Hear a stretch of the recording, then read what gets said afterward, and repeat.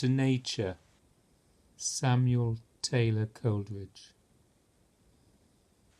It may indeed be fantasy when I essay to draw from all created things deep, heartfelt, inward joy that closely clings, and trace in leaves and flowers that round me lie lessons of love and earnest piety.